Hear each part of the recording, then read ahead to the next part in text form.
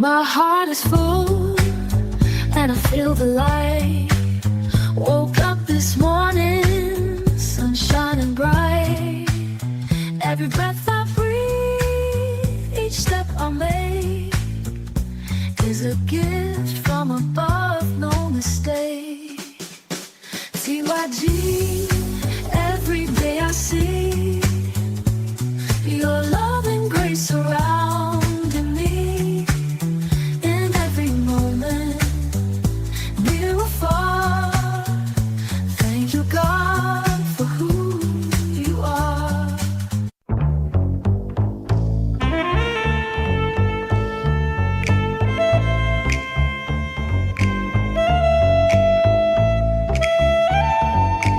When the road gets tough and I'm feeling low, I look to the heavens and I know you're the strength, my guiding star, leading me onward no matter how far. Blessings overflow, my cup runs wide with mercy and love.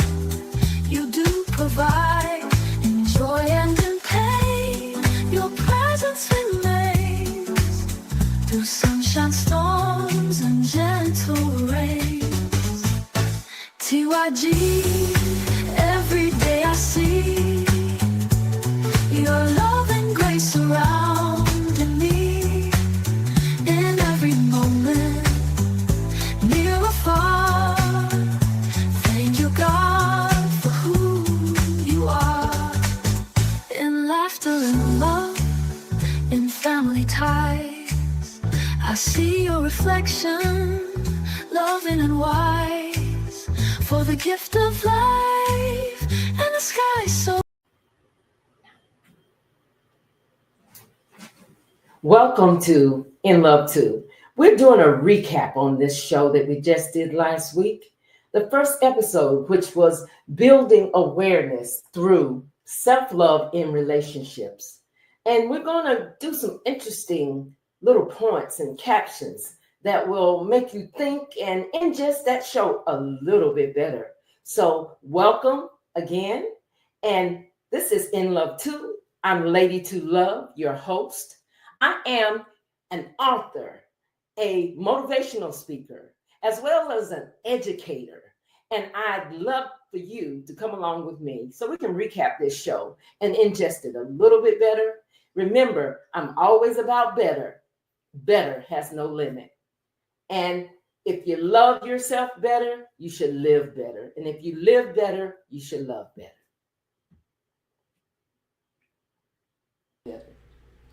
My guest today is Patricia Rivera Hollingsworth. She's a retired Sergeant First Class Army veteran.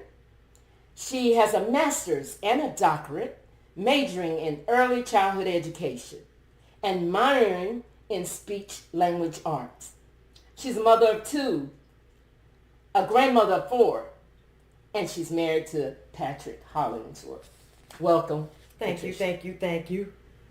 I'm glad to be here. And I love the podcast that you have started. Every female, male, doesn't matter who they are, this is something for them. Everybody can get their piece of this pie because we all have trauma. Every last one of us do. So if you say you don't have trauma, you know in your heart that you're lying, because everybody has trauma, myself included. And healing is always an ongoing process. That's the thing. We always try to reach a limit, but there's never a limit to healing. There's never a limit to healing, because something may trigger you that you don't know why you're responding or reacting to it. But when you approach it in a manner where you reflect on it, try to examine it and digest it, you can become a better you. So that is why self-love is so important. It is very important. In this episode, we're going to be discussing self-love and your awareness to self-love, and how you take that awareness and you build that you, that better you I keep talking about, so that you can create better communication, better relationships, because this is what it's all about. Every person that you come across is someone that you talk to and you relate to, whether it's a friend, family, or just an associate or a working partner. It's all a relationship, and that's what you're trying to build, a better you, so that you can receive better in return. So this episode is about self-love and awareness. And Patricia, I keep calling you Patricia. We're going to have to break that too. Look, I'm so used to it. It don't even bother me no more. Everybody call me that. Priscilla, as I was saying, we need more love for ourselves. We most definitely need more love. We can't love nobody if we don't have self-love for ourselves. That's where it starts. You know, God always said in his word, the most important part of everything is love. Love, love, love. Truly. You got to love yourself just as you love your neighbor. I know I started the show already with the introduction, but I have a prayer we're going to read. It was sent to me, and I thought it was very timely. So we're going to go into prayer, and if you would, go with me. Heavenly Father, I don't have perfect words, but you've never needed perfection. You just want honesty. So here it is. I'm tired of pretending I'm okay when I'm not. Yes, Lord. I'm tired of smiling through pressure, carrying battles in silence. But I'm still here. That must mean you're not done. So today, I won't ask for more strength. I'll ask for more of you. Because if you're in it, I can survive it. If you're with me, I can stand through anything. In Jesus' name, cover us, Father. In Jesus' name, amen. Amen, amen, amen. That's a powerful prayer. It's what's needed. It's what's needed. We hold so much in. So much. And we keep it in. It's poison. It's poison to our soul. That's exactly what it is. So in this episode, as I said, we're going to be talking about self-love and being aware. I have a quote for you, first of all. And this is by Robert Holden. The relationship you have with yourself sets the tone for every other relationship you have. Again, that quote is by Robert Holden. Now, how powerful is that? That's a powerful quote. And the thing about it, it's true. Because if you come out of one relationship and you're damaged and you haven't healed from it, you're going to take it into the next one. You might have, God probably done sent you a good man, but because you carrying so much trauma, Right. you carried it to him. Right. The man that God sent you. Right. And even though he may be trying to help you overcome it and keep telling you, I'm not like these other men, in your mind, because you haven't healed, you see him just as you saw the last one. So you keep living in the past. You keep living in the past. And bringing up what I call skeletons. Skeletons in the closet. It will make you look totally different to the opposite person. Yes. I mean, we can have these same traumas that will be carried to our children. To the children, grandchildren. Carried to our aunt, our uncle, our cousin, our mother, our father. So in all of these things, awareness you have to be aware. Very important. You have to be aware. So building better relationships starts first with recognizing where I'm at. Where I'm at and what trauma caused me to be where I'm at. There you go. There you go. Because if you're not taking the time to dissect it, Yes. like, why am I responding this way? Did that trigger me? Why did it trigger me? So we're recapping. And what I have found that the listeners are contributing. So what I have here is a letter from a listener. It says, "Hello, I'm a new listener and I've just seen your video. I've been going through a lot of strife, dealing with dishonesty and betrayal from others. Because of those betrayals, I find it easier to have my walls up. How can I find strength to trust others again? Please advise." From lack of trust, your listener. Well, what I would say that you want to always go from a balanced understanding. So to advise someone who's looking for strength to trust again, the first thing you have to do is acknowledge the fact that trust was broken. And having that trust broken did cause you to hurt, did cause pain. So the healing starts, first of all, with honesty. It's okay to say, "I was hurt," and let them know that you were hurt. And it validates the experience. It makes it real. It makes it a more point of being relaxed, where you can say, it gives me permission to start healing and not hide it. So you don't have to rush past your pain to be strong. Real strength comes from knowing you can pause, you can breathe, and you can feel, and you can be real. Point 2, separate your past from your present.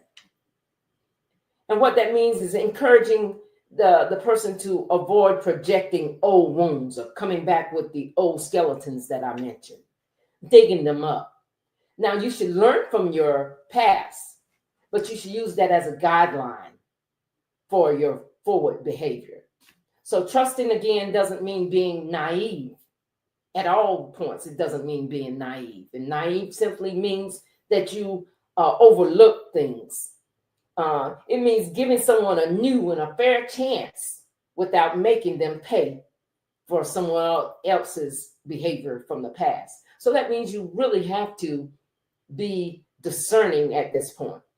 But every person deserves to be seen for who they are, not for who hurt you. Point 3, trust yourself first. Often we lose trust in others because we lost trust in our own instincts. Rebuild that inner bond.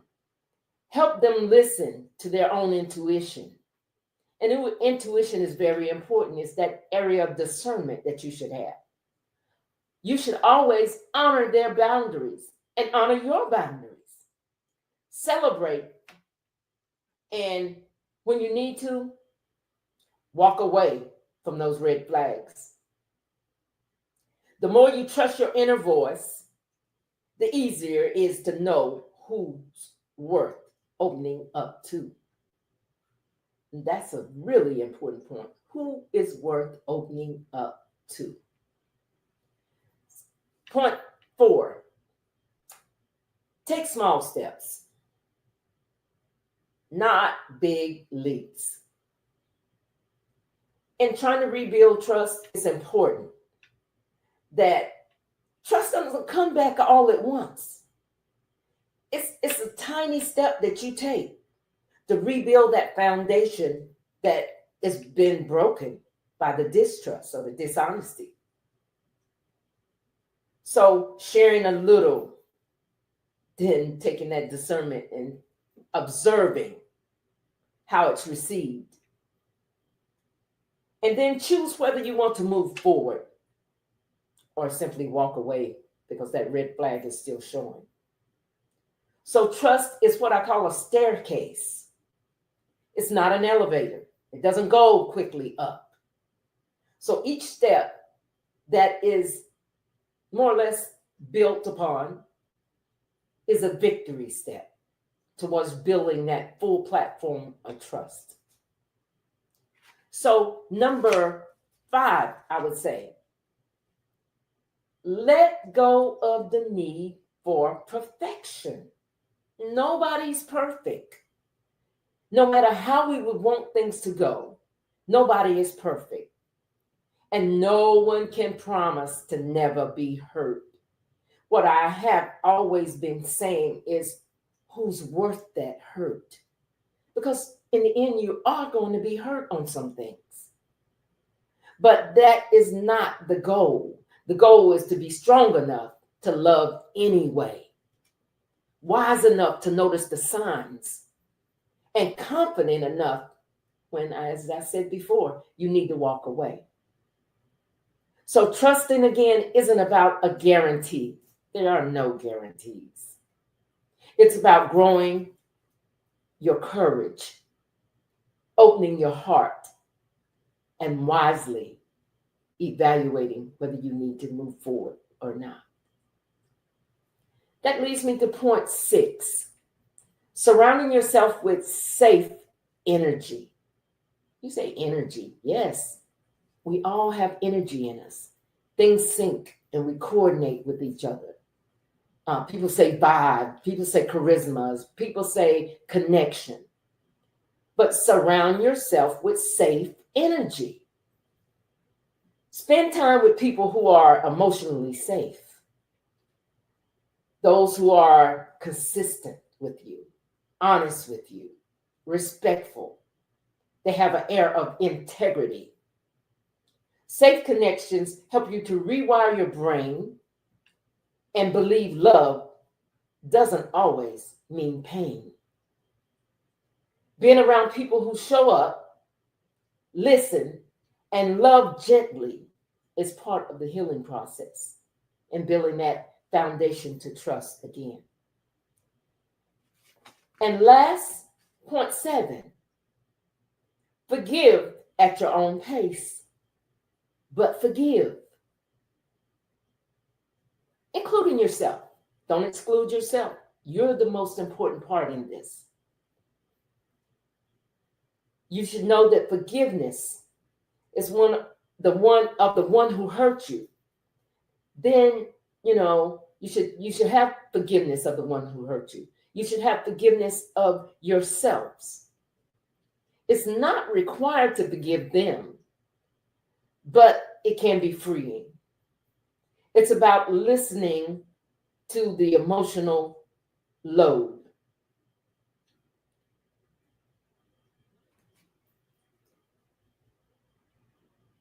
Point 7, forgive at your own pace, including yourself. Let them know forgiveness of the one who hurt you is not required, but to gain trust, it can be freeing. It's about lightening the emotional load. So forgiving yourself is a must. Forgiving them should be in the process of that as well. So those things become a balance and you don't overload yourself emotionally. Forgiveness isn't forgetting. It's choosing to no longer let the brokenness define who you are. So these points that I've given you to 1, acknowledge that trust was broken and that it hurt. 2, separate the past from the present. 3, trust yourself first. 4, take small steps, not big leaps. 5, let go of the need for perfection.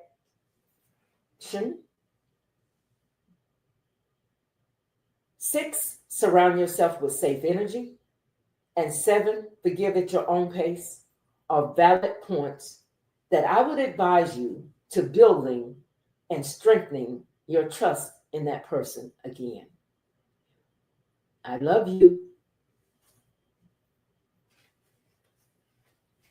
All things we need to ask ourselves. We really have to ask ourselves, how am I responding?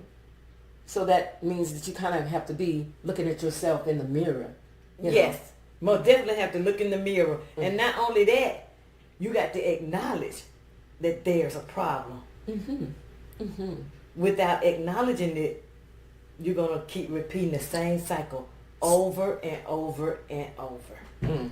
So, as we can say, that self-love is not just about a bubble bath. No. It's about taking ourselves apart. Yes. To the point where you're looking at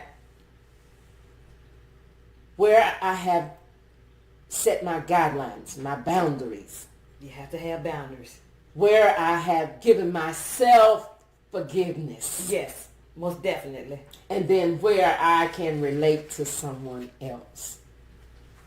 So in doing that, that's a lot in itself. If you think about those three things. It's a lot.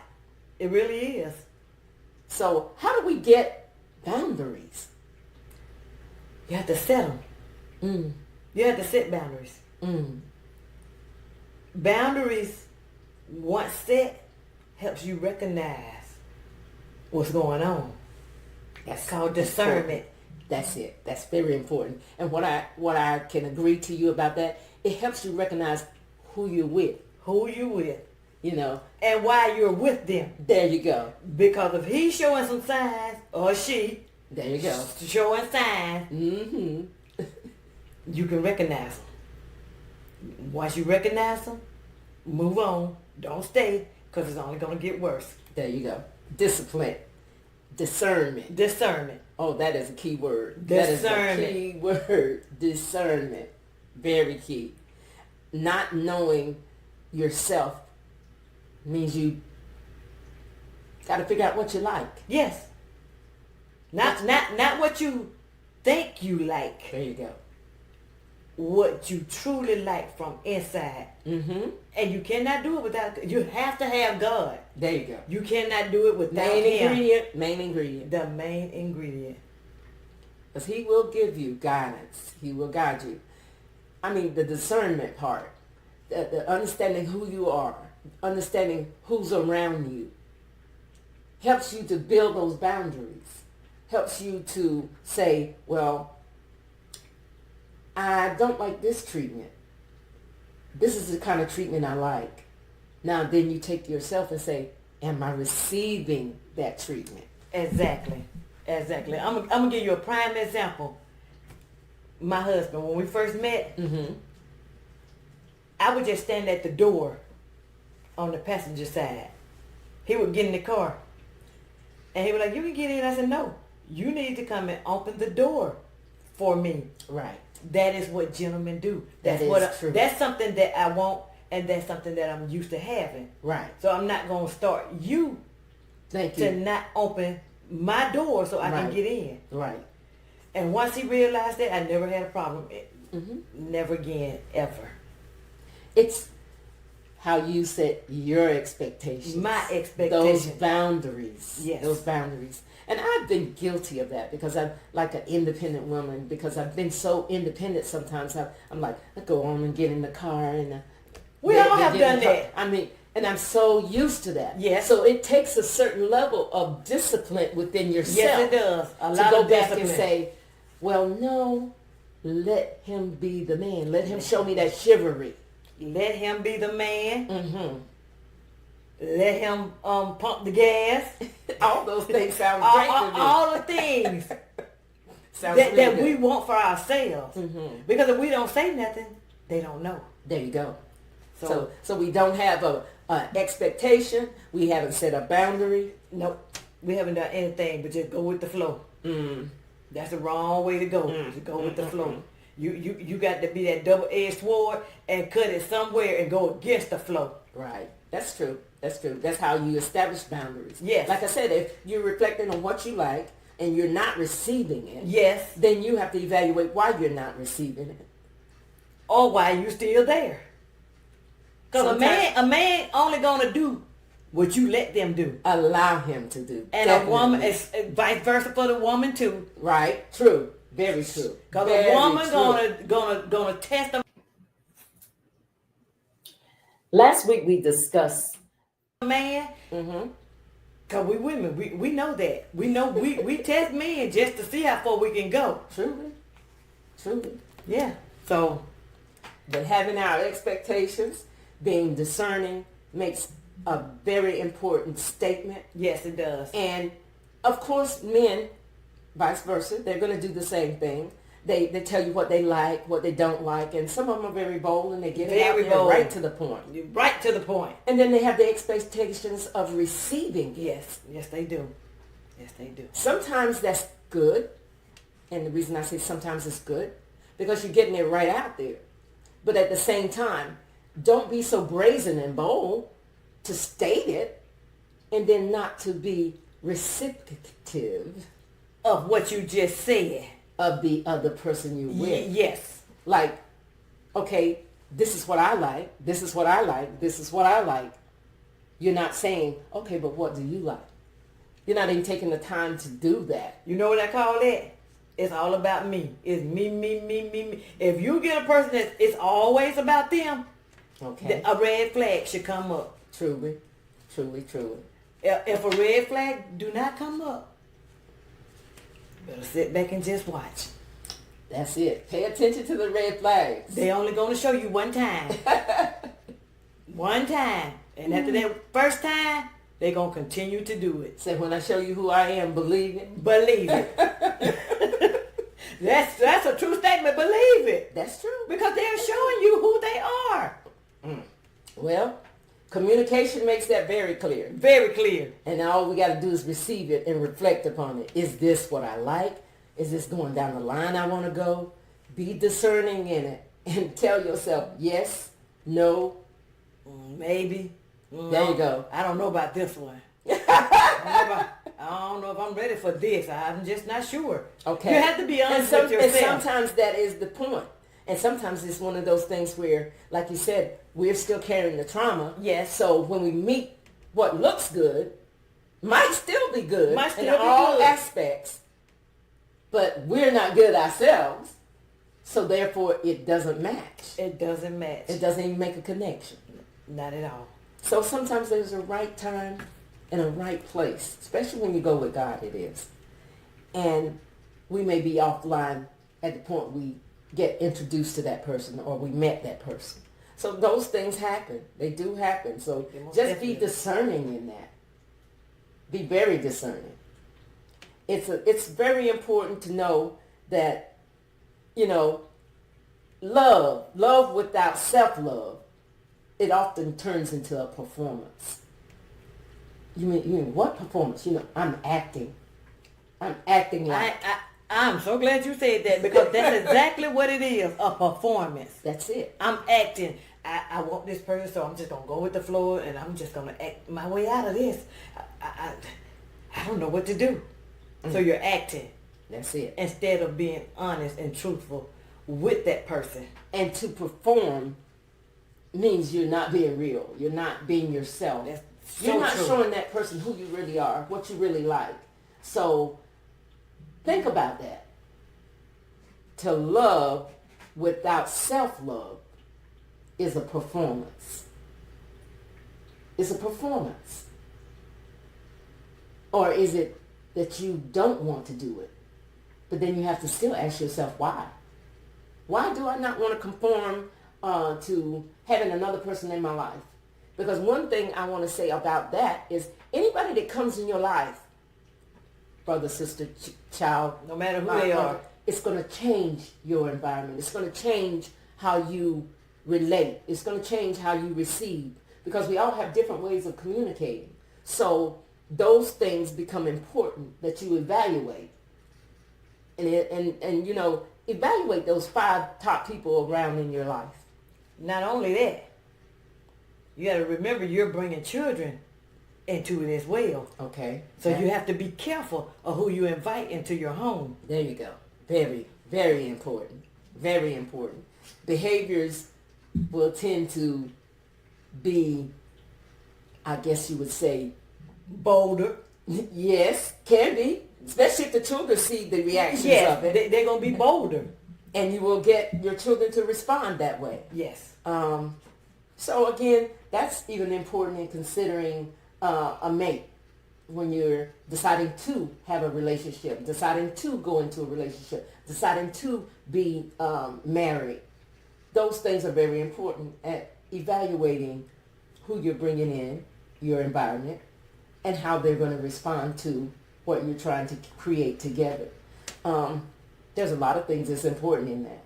So self-love, knowing who you are, it makes you recognize more what you really want. That way you can create those boundaries. You create those boundaries. Most definitely. And boundaries are different for everybody. And I may like something that you may not like. So that's where you really have to communicate and share those things. Because communication is like that glue. It's the key. Communication is the that. key to everything. It's got to be that. So that you can go forth and you can build some trust. But then that's in the relationship and the connection that you have with that person. But self-love is most important because you have to know yourself. You have to. I try to make sure I'm clear. And if I don't understand something, I'll say, would you clarify that? Clarify it. And so when you're building that connection, clarifying and being clear on where you're heading, what direction you're going in, Yes, ma'am. what you're working on as a unit is most important. You find someone that don't want to talk about those types of things. And I would that's say a red exactly flag. what I was going to say. If they don't want to talk about it, or you see their face and you can tell that they're getting You upset, said the mannerisms, yep. that's a red flag. Okay, it is a red flag. So you have to know what you're looking for. So in evaluating just that part of setting boundaries, being aware of who you are is most important. Now, when we go into that, we begin to look at ourselves more deeply. Yes. What about forgiveness? Oh, you most definitely have to have forgiveness. If you don't release forgiveness, you're still going to hold it in. You have to forgive that person. Not for their sake, for your own sake. Okay.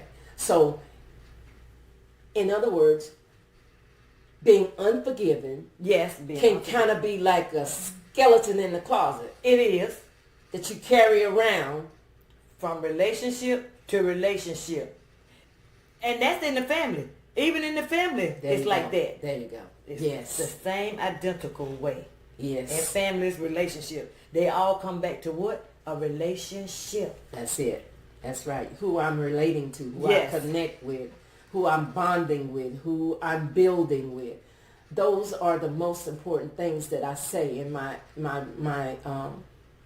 logo statement is, what builds, what binds to create a relationship with you. So true. So true. What builds, what binds. And if neither works, then you know it's time to move on. That's true. You have to. Because if you can't build and you can't bind it, You have to move on. there's not much there. No. What kind of foundation can you have? And speaking of foundation, if God is not in it, There you go. there's no foundation. There you go. The most important block of it is the foundation. Yes. And the foundation needs to start with God and starting with yourself and realizing that God is the most important part you can have. And being alone, having time to just commune with God. There was something you said about the word acts earlier. Yes. Would you say that again? With acts. Just like in the Bible, ACTS, acts. When you break it down into the acronym format, act. When you go into prayer, A. Acknowledge God. Acknowledge Him with everything that you have, your concerns, what hurts you. Everything that you're feeling, take it to God. Don't tell your friend, your mother, your sister, your brother. 'Cause people will hurt you by telling your secrets. Once they have what they know on you, they will use it against you. And C stands for call his name. Constantly call his name in prayer. The T, tell God what you want. Talk to him. Amen. God, most of the time, will give you what you need. There you go. Say, I want a big old house. I want me a 5-bedroom, 6-story. Be careful what you ask for. That's true. Let me tell you something. Be careful what you ask for. Because true. once he give it to you, and you realize, oh, I can't afford this. Start small, and then work your way up. Truly. I had to do that myself. Yes, Lord. You have to start small and work your way up. And the S stands for surrender all to God. Yes. Once you surrender to him, everything else comes easy. That's true. That's so true. Comes so easy.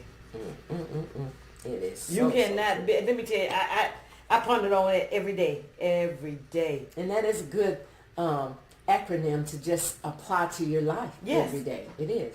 That's why he gave us Acts. That's exactly why he gave us Acts. Hey, praise God for that. I praise him because, honey, without that, I don't know where we'll be at. That's true. That is so true.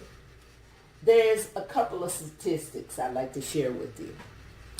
85% of high self-esteem individuals report better relationships because of building self-esteem, because of loving yourself.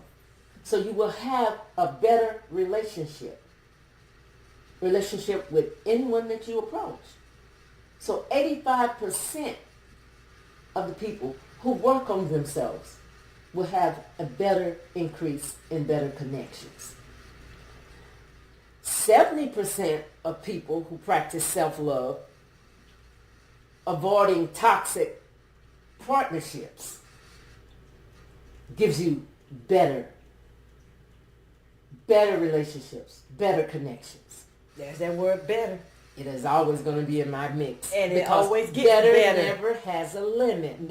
No, it sure does not. And that's my saying. Better never has a limit. It's just like your sign. That's it. Infinity. That's it. Definitely. Infinity. It's always. Always. Never continuous. Yes. It's something we can all do is get better. Get better. 60% of codependency cases relate to low self-esteem. 60%. Now you may say codependency. What is codependency? Means, of course, that you are not relying solely on yourself. You have someone that you are depending on, not just physically. It may be mentally. It may be physically as well, but you are getting something that you are not supplying, but you are able to supply for yourself. Yes. You're getting it from someone else. Yes. And then you begin to rely on that person for that need, that emotional connection, yes, that emotional, whatever it is. Physical, emotional. So codependency. You can do better by being better. I'm always going to say that. Okay? So those are just a few statistics that I have dealing with improving yourself and being better for yourself. And just know, when you're doing this, the whole thing about some people saying, well, you're being selfish. I don't Who see gonna that. love you better than you? Nobody but God. There you go. That's it. That's it. Who is going to love you better than you? So you have got to understand that self-love is not selfish.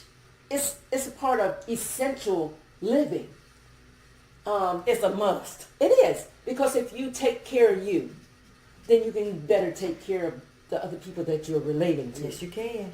You Yes, can't you can. have a whole lot of issues within yourself and not liking yourself. Oh, I don't like this about myself. Oh, I'm this. And then it causes you to feel low. And then when you're thinking you're approaching somebody else, you're carrying that same emotion, Yes. that same feeling, that same trauma. The baggage. Again, we those gonna lift that skeletons baggage. in the The closet. skeletons in the closet. That same unforgiveness, whatever it is, you're carrying it along with you to that next person you're relating to. And sometimes we're not thinking that that has an effect, but it has an effect. It has an effect on how you're communicating to that person, how you're receiving that communication. Because we'll put up blocks because, well, he said that one word that turned me off. She said that one word that turned me off. He didn't do this that I like to do. But if you haven't communicated all these things and worked these things out, A person don't know unless you communicate. there you go. You have to talk it out. That's it. And that's what makes that, like I said, the communication is that vital part. It is. It is that glue to all of this being bound and put in the right place. And also your communication with God. To build that self-love, you have to take and be still. Be still. Just like you said, surrender. Surrender and That be last still. part of Acts. Surrender. Surrender. And be still. Be still. Don't ask God nothing else. Don't ask him for nothing else. Surrender and be still. We so quick to want things done in a snap. Yes. God doesn't work like that. Ask Abraham and Sarah. Okay. Most definitely Abraham and Sarah. Yes. They got the promise, but they had to wait on it. They had to wait on it. So one thing I want you to know, being alone is not a sign of failure. And that I come to realize for myself. Because as I said, being an independent woman, I'm alone. I'm doing a lot of things that I need to do. Yes. And a lot of things that I have to do to maintain my environment, my home, my life. So I've never seen that as a failure. But some people will think being alone is a failure. You're lonely. No, I'm being still. I don't know why people always think that. First of all, if you're alone, that means you're getting yourself together. There you go. You're not letting anybody come in between you and what you're trying to do for yourself. That's Right. where that self-love come in. There you go. Most Self-love, important. self-patience. I can say a lot about self that people don't know about self. That's right. Just because people see you alone don't naturally mean you're alone. You're never alone. You know what you're doing. You keep it up. You'll find your mate. That's true. Keep it up. That is so true. That is so true. You'll find the people that you relate to. You'll build your friendship group. You'll build your association. You'll build the people that are in right connection with you. Also in right connection with God. Yes. Because we have to understand that it's a vital part to take the greatness, the righteousness that's within you to the next person.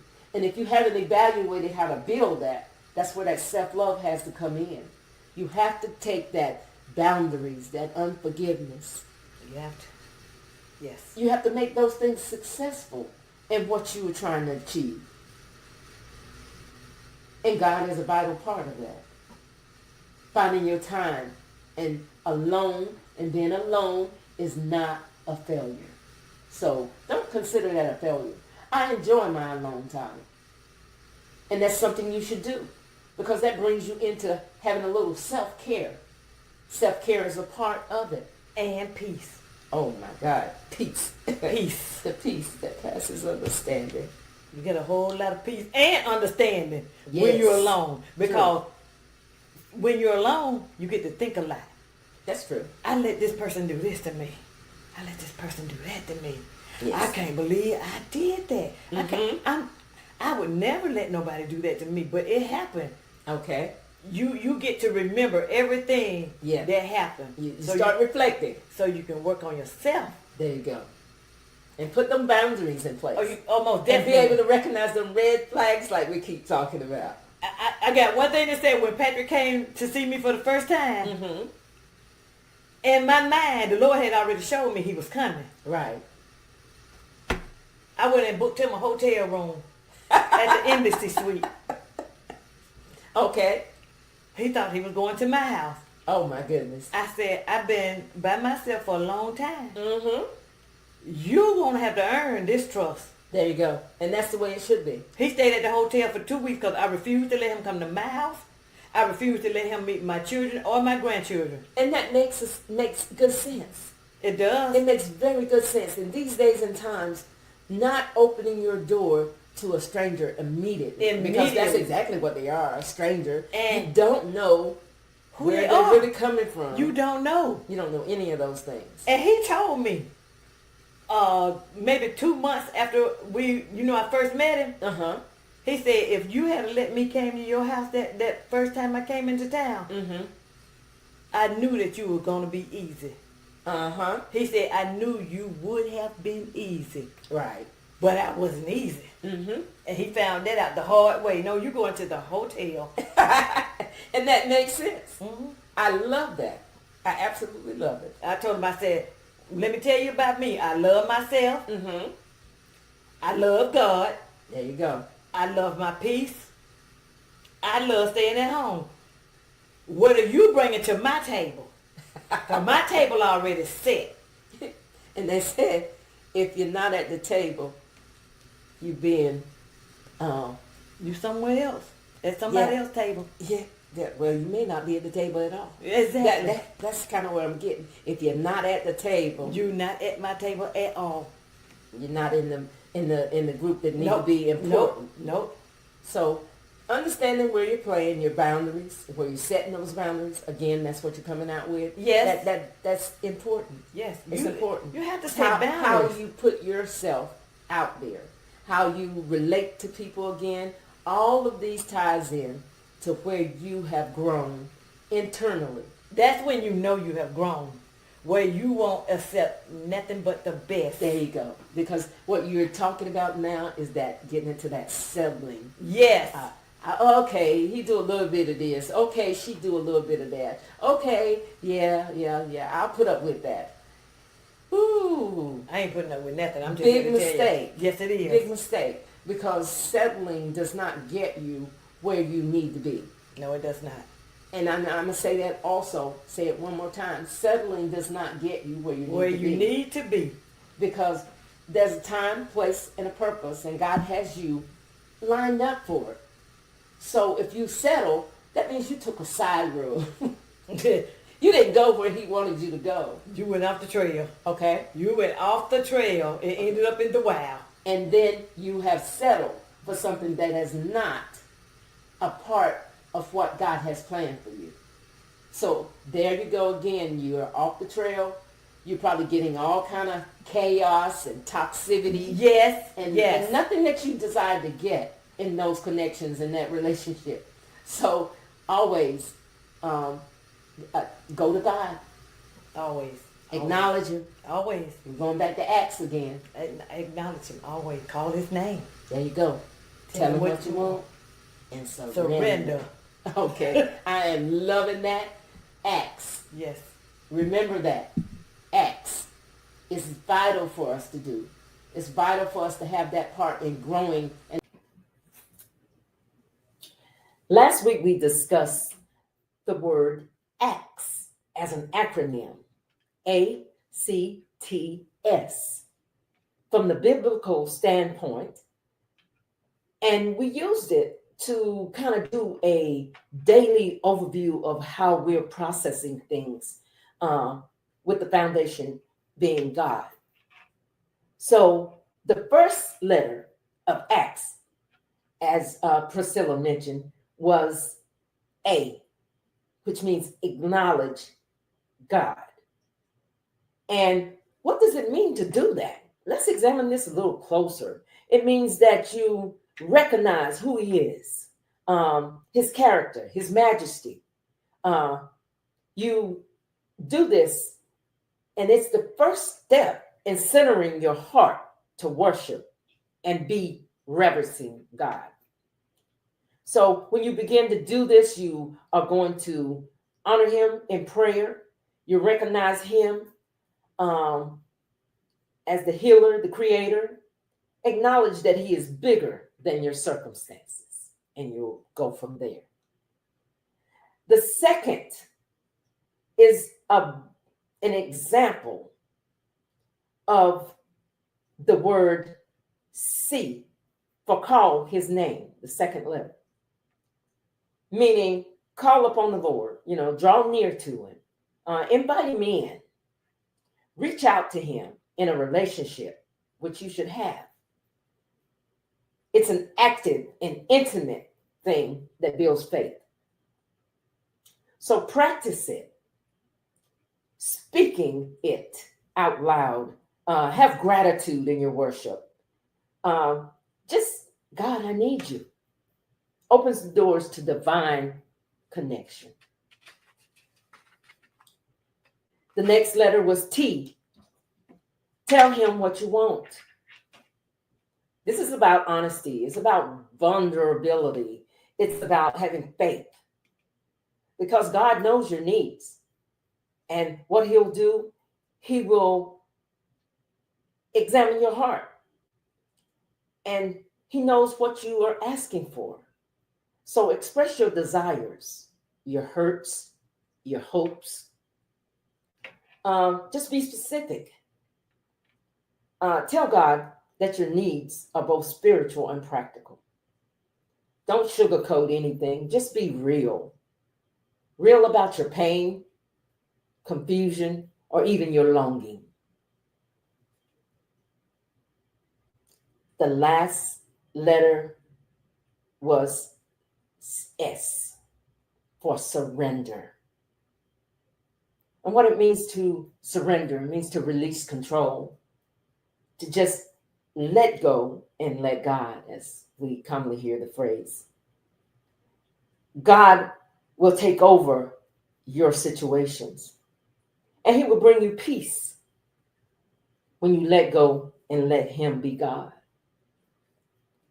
Now, to put this in use and to put this in practice, after you have asked, be willing to say, it's not my will, but yours to be done. And leave room for God's timing and his way. Lay your burdens down at his feet and leave them there. That's what total surrender means. That's what surrender means. So we've gone over the word acts in a little more detail. I've even given you examples on how to more develop that process of ingesting it for yourself. Remember the word acts. Acknowledge God. Call his name. Tell him what you want and surrender. Use it and use it frequently.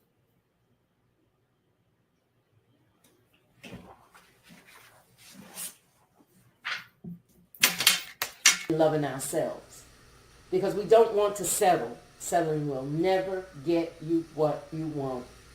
It's something that, like let's just say you have a taste for something and you go and get the second best thing. You have a specific taste. Yes, I have a taste. And what when I you like. have a taste for what you like, and then you go and get the off-brand, or you took that detour, you're not getting what you need. You don't even know what you're And getting. you're not going to be fulfilled in that. No. You just going to be, like you said, you just going to be settled. Oh, I'm okay with this. I accept this. And always a settle is the second best. Yes. Because God always has planned for you best. His The best. best. His The best. best. Yes. The best. Okay? So if he has planned for the best, don't settle. Don't settle. Don't settle. That's what I'm going to say. And in that path to not settling, you're also taking that time, that alone time where you're not being a failure, to build yourself. That's so true. Yes. That is so true. It is very important. It is very important. And I'll say it one more time. It's very important. You're halfway through today's episode of In Love 2. Thank you so much for listening and growing with us. We've got more gems to drop on the other side of this short break. So don't go anywhere. We'll be right back after this message. Welcome to Elliot Night Professionals, where we turn stories into soul shifts. We're not just a publishing company, we're your transformation tribe.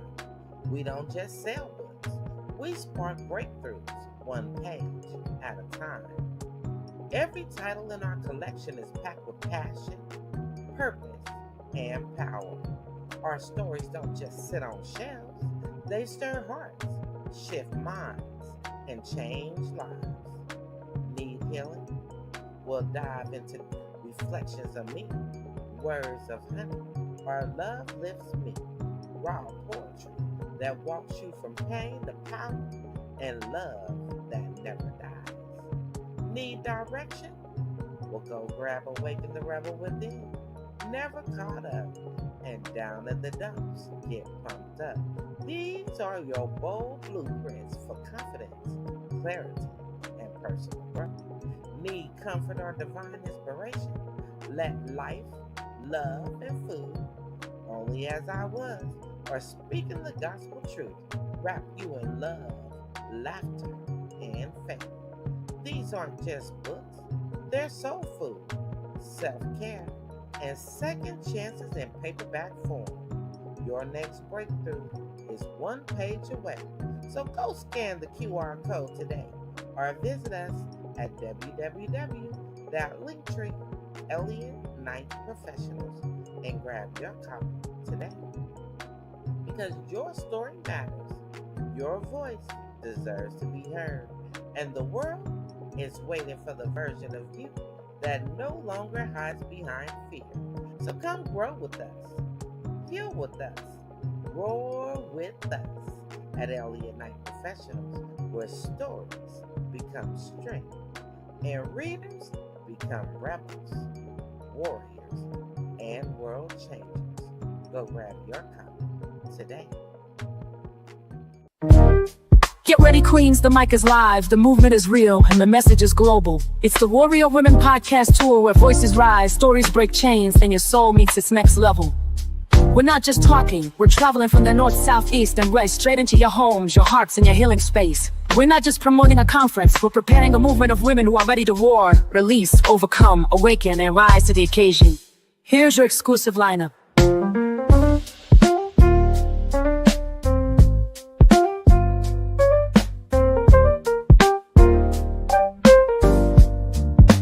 Insights of a survivor, where scars speak and survival shouts. Real women, real stories, real strength.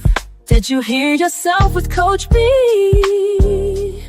Challenge your mindset, shift your perspective, and snatch your purpose back. Independent women with wine, pour the truth, sip the wisdom, and laugh through the lessons. Grown woman talk, unfiltered and unapologetic. Speak up, queen, no more silence, no more shrinking. Find your voice, tell a truth, and shake the room. In love too, living unapologetically, victoriously and evolved. This is where divine healing meets the soul of sisterhood, where JHG3 Studios, where the word meets the world. Insights, fire, and kingdom talk that hits deep in your soul. Ask the coach with Coach D, 'cause you've got questions, she's got answers. Real life, real strategies, real results. To run too long, judgment-free network. This is where freedom lives. Stories, testimonies, truth minus the judgment. Come as you are, but don't stay that way. This core is traveling across platforms and time zones. Catch every show, share every moment, tell every sister around the way, because this all leads to the Warrior Women Live Conference, December 12 and 13, 2025 in Dallas, Texas. Virtual in February of 2026. Lives will be changed, healing will break loose, stories will set generations free, and your voice is a part of this radical movement. Follow the tour, turn on your notifications, and don't miss a single stop, because this isn't just a podcast tour, it's a call to purpose, a war heard around the globe. Are you ready to awaken the rebel within? We're not coming to play, we're coming to transform and then Warrior Women on the hardcore. Don't meet us there, beat us there. Music.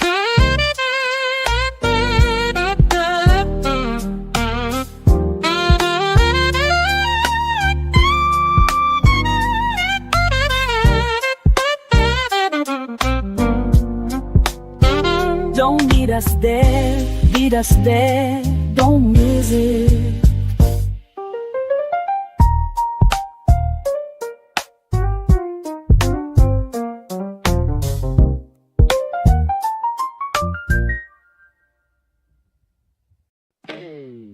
It's time to roar, Queen. Release the old, overcome the obstacles, awaken the rebel within. Rise it to your next level of greatness. Join us for the most life-changing event of the year. December 12 and 13, 2025, Oak Cliff Presbyterian Church, Dallas, Texas. Streaming virtually February 2026.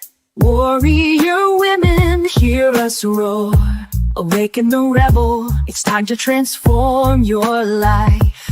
11 electrifying live speakers, 16 dynamic virtual speakers, one unforgettable experience. From praise dancers to powerhouse panels, divine encounters to transformational workshops. This isn't just a conference, it's your breath in fire and faith. VIP treatment, skip the lines, front row seating, a specially prepared menu served right to your table, VIP bracelet and exclusive swag. Warrior women, hear us roar, awaken the rebel. It's time to transform your life. Everyone gets a seat, but only a few get to sit in the overflow of favor. Tickets are limited, and early bird pricing ends August 31st. Don't wait. Your healing, your tribe, your next level is waiting for you. And if you're not sure yet, catch a glimpse of the glory during the Warrior Women podcast tour, happening now across every platform. Come meet these phenomenal women before they hit the stage. Follow, share, register, transform. Visit http to Loop Warrior Women Conference. Tip up sand, grab your seat before they're gone. Warrior women, hear us roar, awaken the rebel. It's time to transform your life. This is the movement, this is the moment, this is your time. Awaken and roar, come transform your life at the most waited for event of the year. This is the movement, this is the moment, this is your time, all the city's thirst. Warrior women, hear us roar, awaken the rebel. It's time to transform your life at the most waited for event of the year.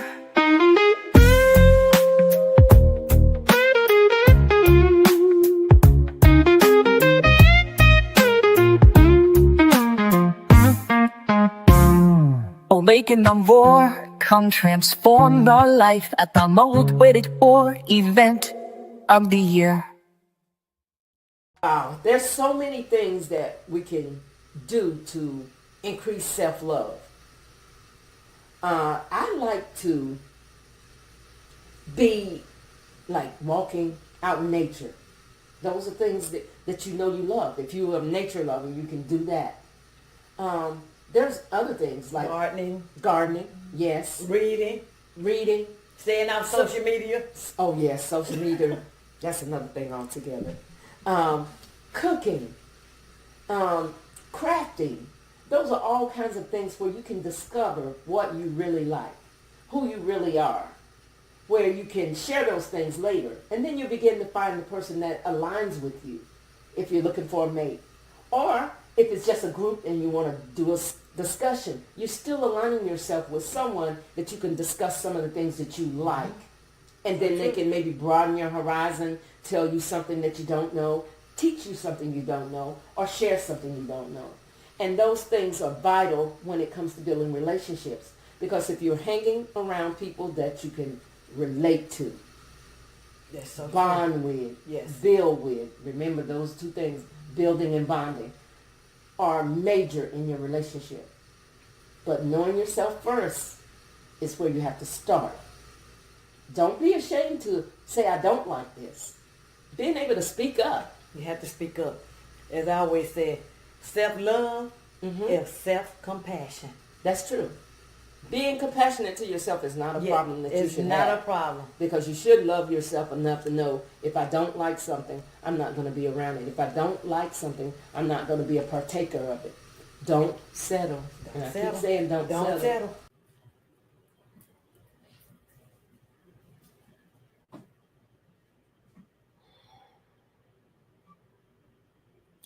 Last week, we mentioned settling and not to settle. So we have to examine what settling looks like. Settling in a relationship can show up in many forms in romantic situations, family situations, friendships, and even work dynamics. So when I said don't settle, what would it look like? I want to go over at least 10 points with you so that you know what settling may look like in these different situations and these different times.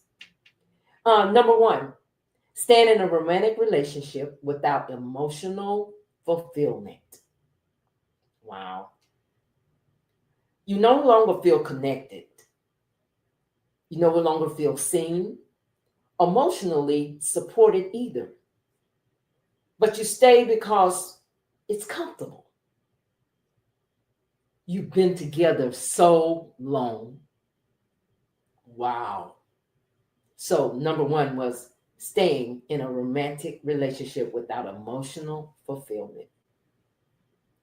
What does settling look like? Number two, accepting disrespect from family to keep the peace. Ooh, a major one. You allow relatives to cross your boundaries, gossip about you, or dismiss your feelings just to avoid drama or conflict during holiday gatherings, any gatherings. Big no no. Again, what does settling look like? Let's go to number three. Tolerating a friend who drains you. You want to maintain friendships, but if you maintain a friendship with someone who constantly complains, never supports you, or competes with you even, and then you stay because you have history together, longevity, again, this is what settling looks like. Let's go to number four. Remaining at a job where you feel undervalued. Wow, how many people do this? You're not satisfied. You don't receive a level of satisfaction from what you achieved at the job. So you keep your job where you're underpaid, overlooked, emotionally stressed because at least it's stable. You hear yourself giving reasons? There are worse jobs.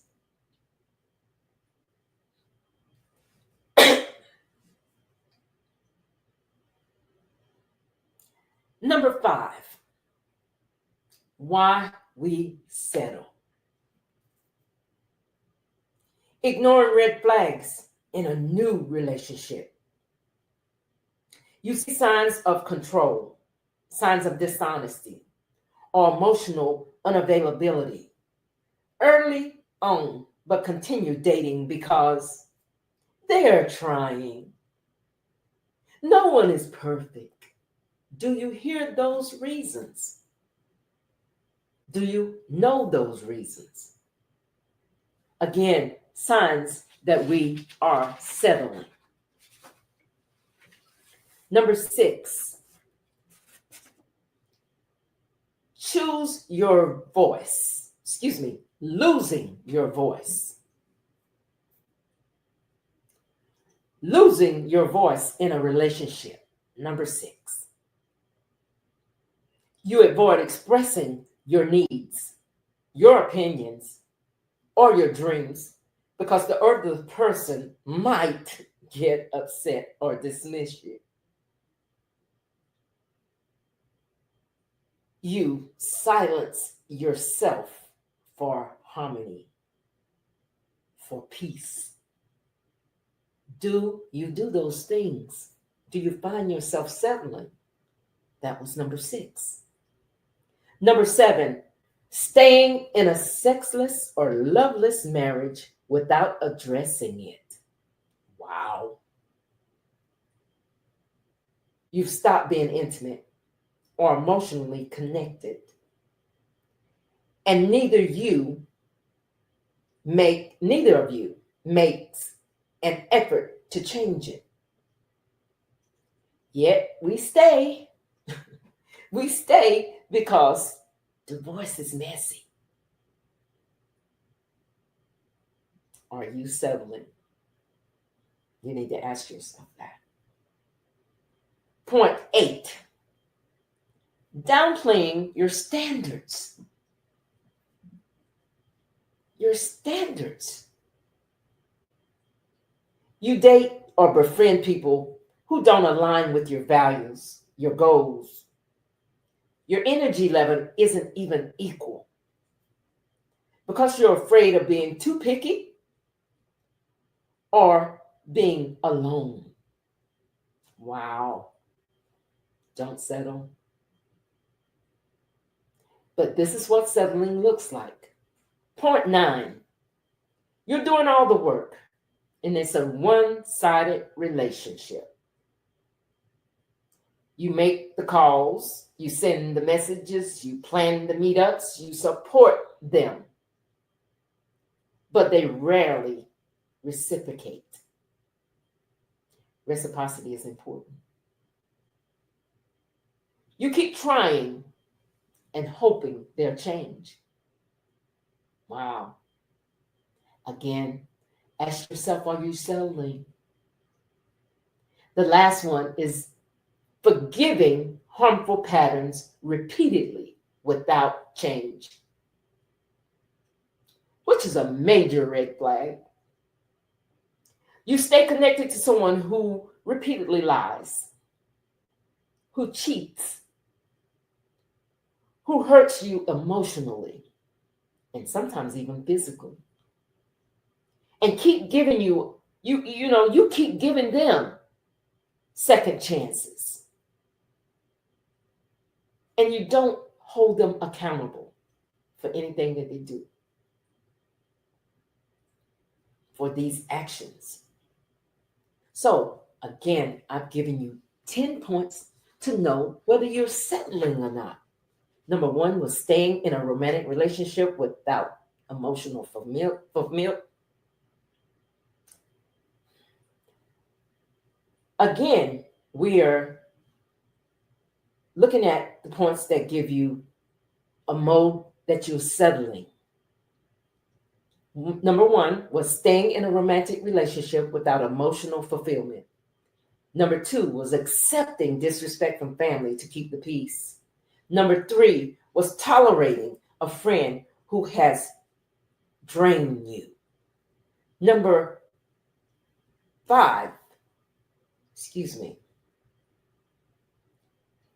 3, tolerating a friend who drains you.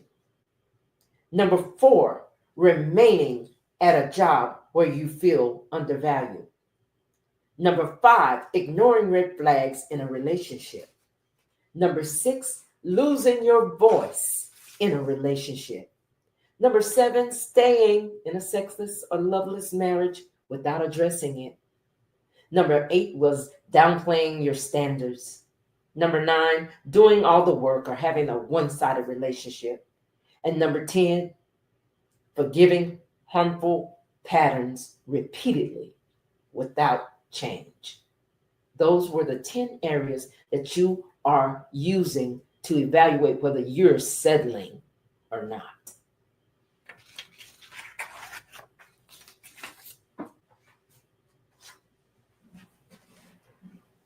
Try to give space in between those so you can cut them where I made up.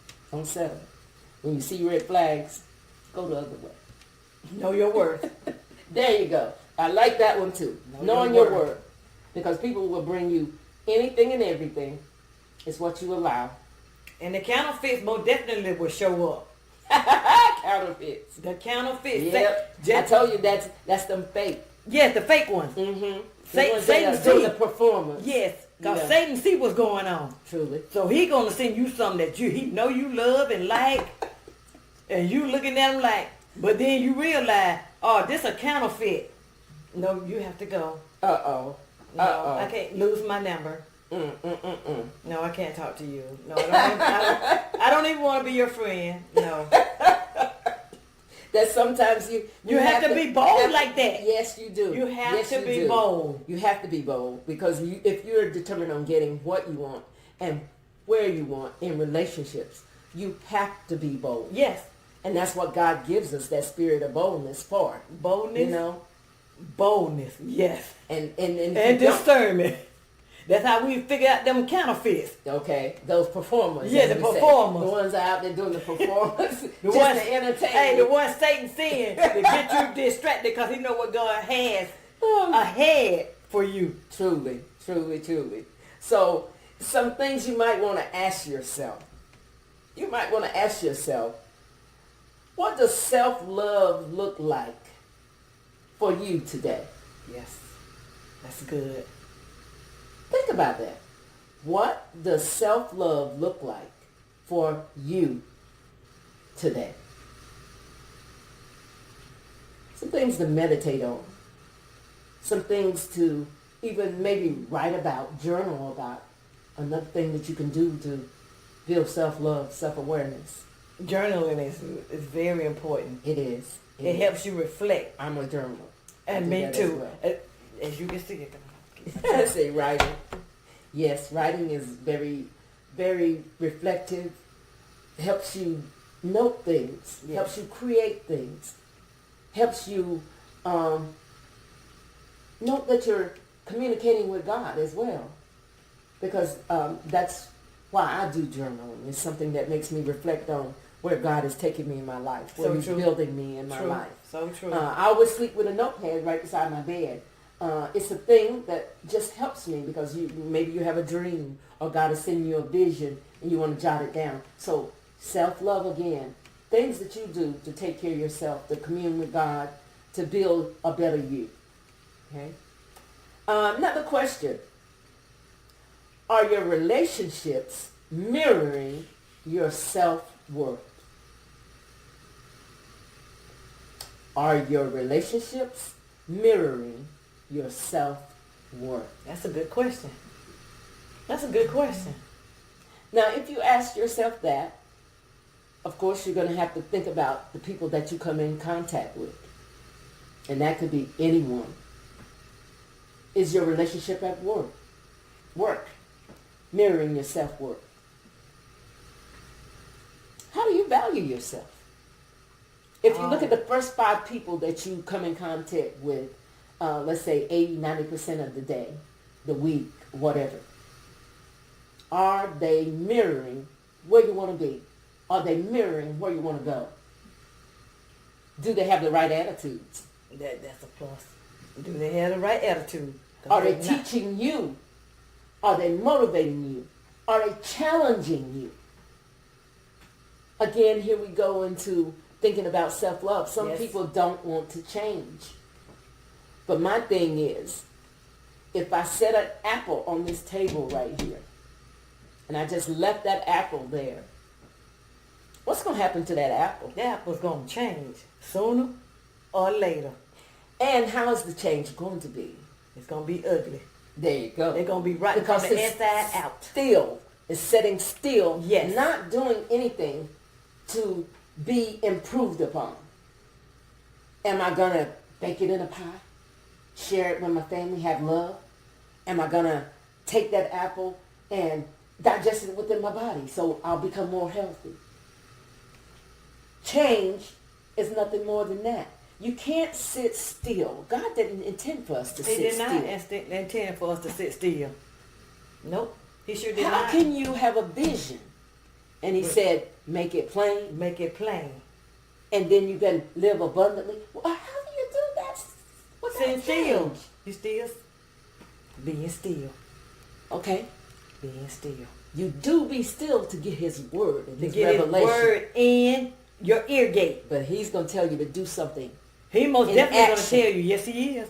with that. It's not going to be staying the same. You And how can't- do we get blessings without change? You have to change. We have to change. We can't. Some people are fearing that. I think that not only are they fearing it, Part of the trauma is tied into that too. Yes, it's the trauma into that fear. Mm-hmm. Well, if I change, nobody will love me. All right, sound like some performance going on. That again, performance. I need somebody in my life. I got to have someone into my life. See, that's the part. The need. God knows what you need. He knows what you need and who you need. Truly. But see, it's the waiting on that. Some people don't want to wait. I know. I got to have me somebody. I know. Right now we're in that generation of I Yes. got to have it right now. Right now. Not tomorrow. Right now. Right now. Right now. And we see where it's going. Okay. And we know where it's getting them to. So self-love has got to be important. And yes, you got to stand still to receive his word and receive his guidance. And after standing still, it causes some dictation of change. Yes. It causes some dictation of creating. And you cannot do that by staying the same. That apple on the table is going to decay after a while. Yes, it will. My mom used to always say, if you want to be the change, let's start here. That's a deep evaluation. You got to start in here if you want change. If you want to stay the same, continue doing what you're doing. Ooh. And so many people do. But they think, and see, this is my thing with just receiving change. Don't be so fearful that you miss it. And a lot of them do miss it. And the reason I say that, if you're missing it, that means you're not connecting with something different. You're not being open to receiving. No. How do you get blessed abundantly? I keep saying that, without change. You have to change. So if he wants to bless us and bless us more abundantly, Who wouldn't want that? that's what we're supposed to desire. When I surrendered and I asked God to tell me what I need in my life, you know what he said? Be still. Okay. For 16 years, I was being still. And nothing wrong with that. No man, just me, school, and my children and grandchildren. And nothing wrong with And that. I was happy. Until I had a dream about the person that was coming to me. Like you said, a journal. Right. I wrote his name down in my journal. And when I met him, it didn't click on me until a couple of years ago when my daughter told me. Right. She said, Mama, remember when you said you had that dream about a PH? That somebody with the initials PH Right. was going to be the one for you that God had showed you. See, Patrick God delivers. Patrick Hollingsworth.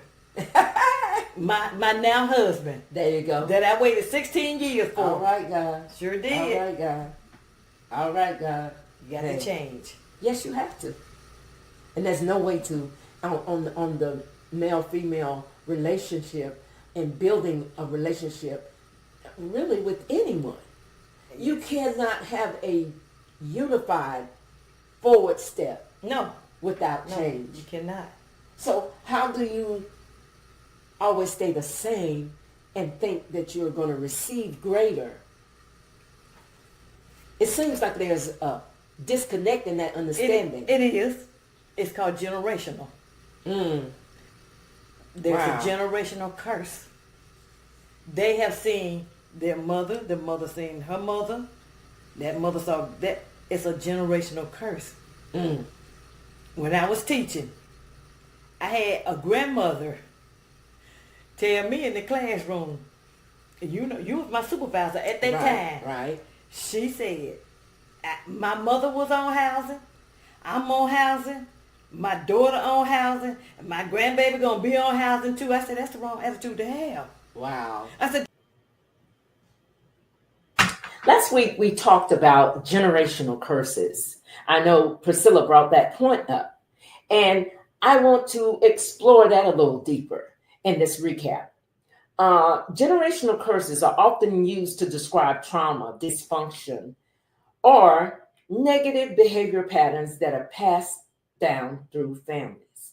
So while it's a term that has spiritual and cultural roots, There are scientific evidence. There is scientific evidence that supports the ideal that trauma can be inherited, transmitted through cross generations. So this is commonly referred to as intergenerational trauma. And there are key statistics and findings about this topic. And I'm going to bring a few of those things out so that we're more familiar with the effects of generational trauma. Adverse childhood experiences is ACEs and health outcomes. According to CDC, Kaiser Permanente, a study, individuals with 4 or more ACEs, that means traumas, are 2.5 times more likely to experience depression, 4 times more likely to abuse alcohol, 12 more times likely to attempt suicide, 2 times more likely to develop heart disease or cancer. And these ACE studies were done on abuse, neglect, parental incarceration. And these are often things that are generational and cyclical in family environments. Number 2 was the epigenetic evidence dealing with the genes. Studies show that trauma can alter your gene expression. Isn't that deep? Your DNA. It can be passed on to offspring. For example, Holocaust survivors, their children, have higher level of cortisol and dysregulation, affecting their stress response system. Research from Mount Sinai found that children of Mount Sinai Hospital from 2015 found that children of trauma survivors inherit altered stress hormone profiles, even if they weren't exposed to the trauma themselves. So this is epigenetic. This is what's in your genes, in your DNA. Number 3 was parental trauma and children outcomes. The study published on the Journal of American Academies for Children and Adolescent Psychiatry found that children of parents with PTSD are 2 times more likely to develop mental health issues. Maternal trauma is linked to higher levels of anxiety, aggression, and behavioral problems in children. These are important things we can think about, how generational traumas affect us. Number 4 was community and racial trauma. Community and racial trauma is historical, like slavery, colonization, genocide, has shown long-term mental and physical health effects in communities itself. Native American, African American populations show higher rates of PTSD, substance abuse, and suicide, often rooted in generational trauma. Do you see how important this is? To know what things are hindering us and evaluating our self-love. For example, American Indian youth are 2 times more likely to experience depression and 2 times more likely to die by suicide compared to their Caucasian peers. Last but not least, number 5, family patterns and parenting styles. Wow. If you were traumatized by parents, often you would have difficulty with attachment and emotional regulation, impacting how they raise their children, how their children are raised. they're more likely to practice authorization and neglectful parenting, which can perpetuate cycles of emotional neglect or abuse. So these are very important in evaluating the concepts of intergenerational trauma, generational trauma, epigenetics, historical trauma. And overall, what I'd like to say, I'm not a medical professional, but these things means that, you need some type of intervention, help you to resolve these traumas, help you to lead to a better life so that you don't keep repeating these cycles of abuse, neglect, dysfunction. Don't put yourself at risk for increased chronic illness, mental health disorders, or even substance abuse. The last thing you want to have is difficulty in forming and maintaining a healthy relationship. That's why I say it's so important to love yourself and evaluate and reflect on who you are. So in closing on these points of generational curses or generational trauma or intergenerational trauma, you want to break the cycle. And here's some statistical support of ways that you can do so. We did mention therapy. We mentioned counseling, especially if the trauma has informed approaches that you need to heal. Community healing programs that are culturally grounded with support systems, like for Black mental health initiatives, tribal wellness programs. These are all important to evaluating how we love ourselves and how much better we can love ourselves. And just remember, I'm always about better because better has no limits.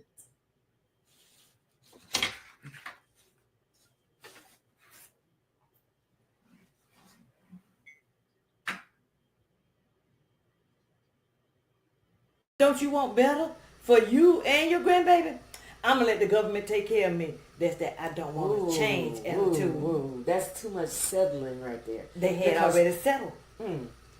Well, those things can be a pattern of life. It is. But it doesn't mean that you have to. You don't have to be that. Yes, that's what I'm saying. Being able to understand you can change, you can grow, you can have. Because he said to live and live more abundantly. If you cannot understand that concept, dictates change to begin with. Yes. It doesn't mean find your little spot, fall in that little hole. And stay there. Yeah. No. I grew up poor. My mom and dad. Okay, you're not the only one on that one. To me, I thought we was rich until, I got out there in the world, grew up in the country. And I was like, we were poor. That's right. By standard wise, we were poor. Right. But we had everything we needed. And I used to always say, when I graduate from high school, I'm getting out of here. I want more than this. There you go. Lord, I got to have more than this. You have to have a desire. Yes. You definitely have to have a desire. I tell you. If you don't know that it will always dictate change. God's blessings dictate change. It will. It most definitely will. I mean, and remember him giving out the talents. Yes. He wanted an increase. Yes. How do you get an increase? Burying it in the ground. No, something like hiding it. How do you get an increase burying it in the ground? It ain't gonna yield absolutely nothing. It can't grow no corn. It can't grow no beans. It can't grow nothing. It's just sitting there, rotten. Not the kind of seed to harvest. No. God gave him a seed. There you go. But he did wrong with that seed. There you go. And so we have to understand God's preference to blessings is also understanding who you are. Yes. What he's giving you to impart to the world is a gift that will dictate change. Yes, it is. I've been trying to get my podcast together. Again, a gift given by God, which dictated me to change. I had to get out here. I had to tell everybody what I'm trying to do. Yes. I had to say, look, we can do better. And everybody say, what is better? I said, there's no limit to it. Whatever you find No is better. limit to better. No limit, none whatsoever. So you always got to remember you can do better. And better dictates change. If you don't want to change, then you may have a problem receiving God's blessings. You may have a problem receiving So God's true. blessings. So true. That's so true. So find yourself in what you're doing. Love what you're doing. And love you even better. Because the more you do that, the more you can carry that same love to someone else. That same heartfelt compassion. Yes. There it is. Compassion. And guess what? Reciprocity. Yes. Oh, yes. Most definitely. It comes right It back comes to you. right back to you. It Yes, comes it does. right back to you. So get that and know that. That no matter what, don't be afraid to show your self-worth. Don't be afraid to be alone. Now, one more question I want to ask. What is one boundary that you've been afraid to set? What is one boundary that you've been afraid to set? Now, in asking myself that question, then I got to think, why am I afraid to set it? What is making me feel afraid to set it? Yes. What is causing that fear in me? And just like I just brought up change, I am no longer looking at change as a fear factor. I'm looking at change as something bold and brazen that's going to take Bold, me where God is brazen, trying to and get me. beautiful. Because I want them abundant blessings. Yes. Yes. So I'm understanding those things that you may hinder you. They may stop you. They may even be God telling you to sit still. Yes. So he can give you further instructions. But in all of that, again, he's going to call you to sit still. Once you get my confirmation, go forth and do that. Go for it. That's right. Do that. That's right. It's going to be a change. It's not going to be something that's going to keep you all comfortable and warm and fuzzy. If you change and you still happy, Okay. but you still living the same way, you didn't change. Contradiction. Just like that question. Mm-hmm. As for me, I asked God, I said, God, I help everybody. Mm-hmm. I don't care who they is. They can be the homeless. They can be anybody. That's good. That's If good. I see a need, Mm-hmm. I'm going to help that person. Right. My change was when God said, you can't help everybody. There you go. There you go. And that's when I learned, That's true. you can't That's help true. everybody. That is something I've been receiving. Meaning receiving an understanding too, Yes, that I yes. have to limit. You have I to have to limit how deep I've gone for Yes, people. yeah, because they're not gonna go that deep for you. Girl. They gonna give you. They're not gonna even give you a half a second. I Say won't- bare minimum. They're gonna bare give you minimum. a bare minimum. Okay, that happens. It And does. So, again, that is that self-love. You have to reel it in. Yes, Where you're overdoing you're things. overdoing it. Even my husband told me, he said, "Baby, you got a good heart, but sometimes you be overdoing it." Mm-hmm. Mm-hmm. And so we have to understand the balance to Yes. that.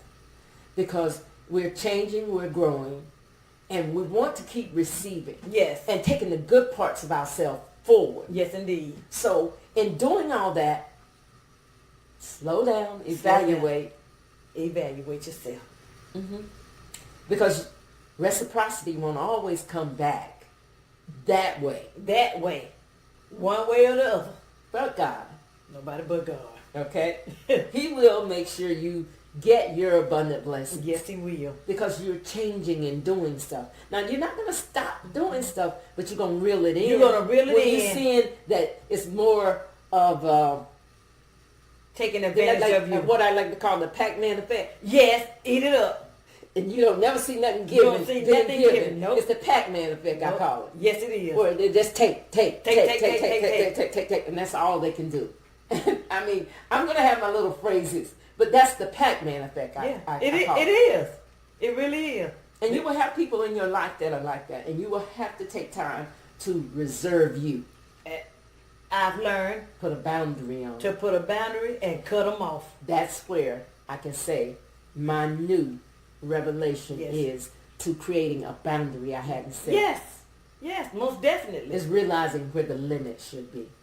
And we all should have limits. Mm-hmm. Limits equal boundaries. So we should know, True. okay, I don't want this for myself anymore. Mm-hmm. I want better. Mm. I know I got to set boundaries to get better. Right. Whether it's emotionally, physically, or mentally, you still have to set boundaries. Right.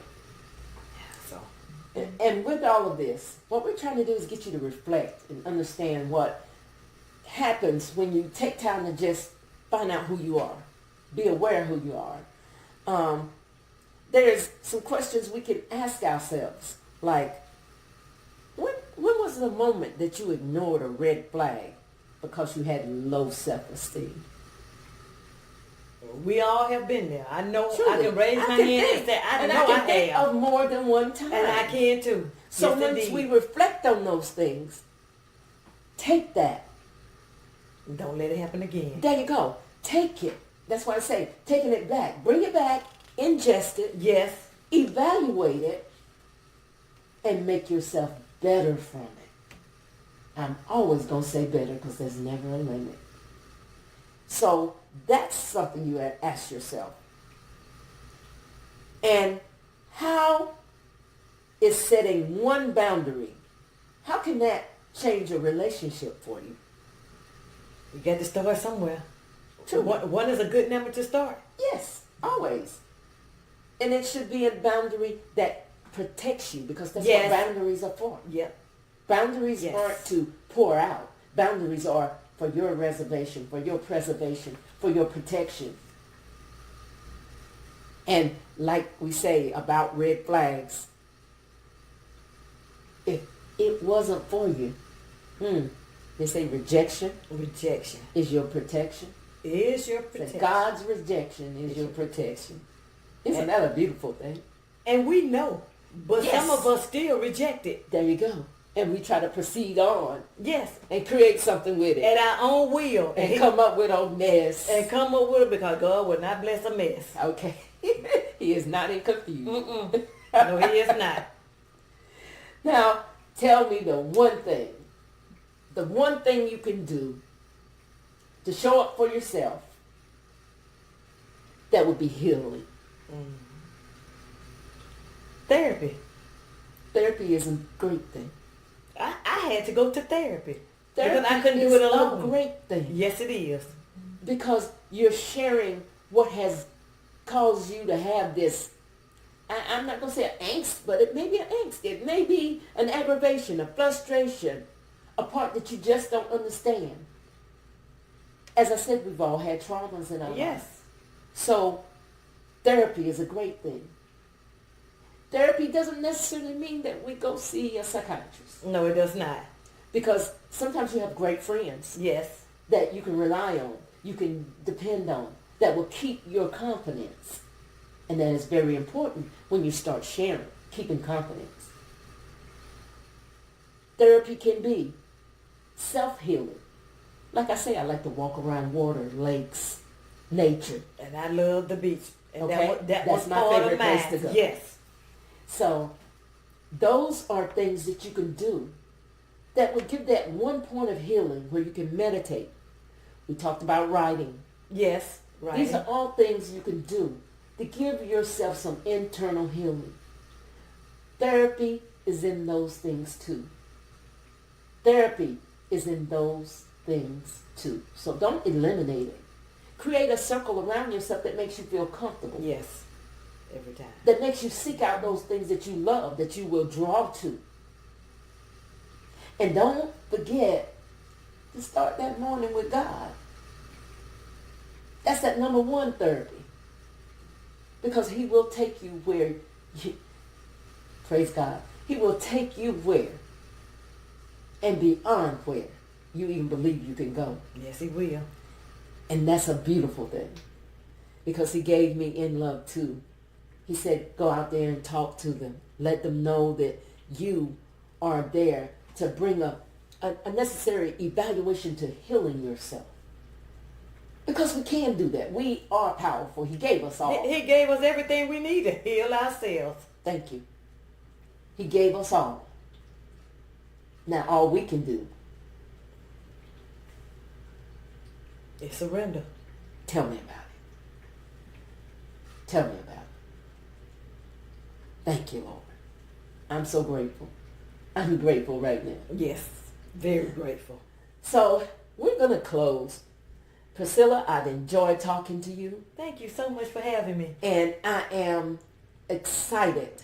I didn't say this before, but this is the first episode. So I want you to come back and join us. And I want you to share and comment. Tell me what you liked. Tell me what you didn't like. Because, hey, we are all building. And my key word is better. So I'm always trying to build to be better. So these are just some of the things that we're going to be discussing and sharing and being involved in building ourselves up. Building ourselves up for the goodness, for the unity, for the communication, for the sharing, and making a better environment wherever we are. Yes, that's totally So right. just to recap, we talked about self-love, Yes, we did. being aware, how we can build awareness, just being better at building that recognition of who we are and what we like, what we're willing to accept. Recognizing the red flags. Tell me the red flags. They are very important. Don't be among what you don't like. Yes. Don't settle. And I said that several times already. Don't settle. Because what God has for you is always greater. It's always greater than you can even conceive. So those things will require us to be challenged, change. We talked about that. Being reciprocity, being of reciprocity, meaning giving back. Don't try to keep it all for yourself, because you have to give in order that he gives to you more abundantly, because you're there for that purpose. You're not there for your soul self. You're there to give. Always be discerning. We talked about discerning. Yes, we did. Because everything that looks good, Ain't always good. that's the truth. You should have around you people that will challenge you. Because if you grow and nobody else is growing around you, you're not in the right group. And growing takes change. So if you have someone that challenges you You're going to be moving forward and growing, and growing. and that means not in just one way. An abundance of ways. You just don't know. That's it.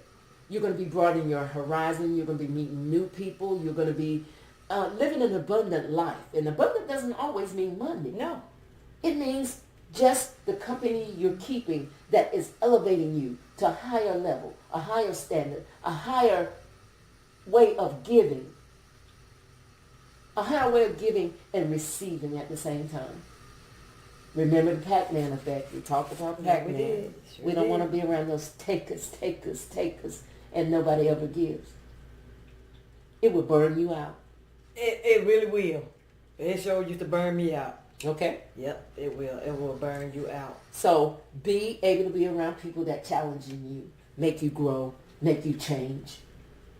Because you're growing together in that group. That's a good group. That's a good way to be in unison with someone that's growing and challenging you to grow. So you're not stagnant like the apple on the table I talked about. Because that apple will decay. If it stays and doesn't change, it will decay. And every day I want you to think, what minute is like the last minute? Yes. So change is essential. Yesterday is not today, and today is not the next day. It's a day you'll never get back again. So change is consistent. It's consistent. Every day we're changing. There you go. Every day. Not a second is the same second. Nope. So get that in your soul and know that change is nothing to fear.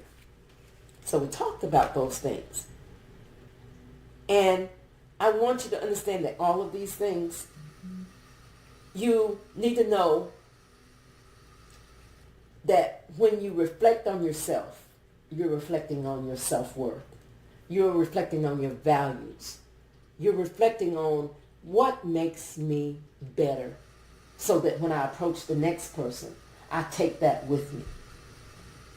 I take that with me so that I create a better relationship, Yes. a better connection, a better communication.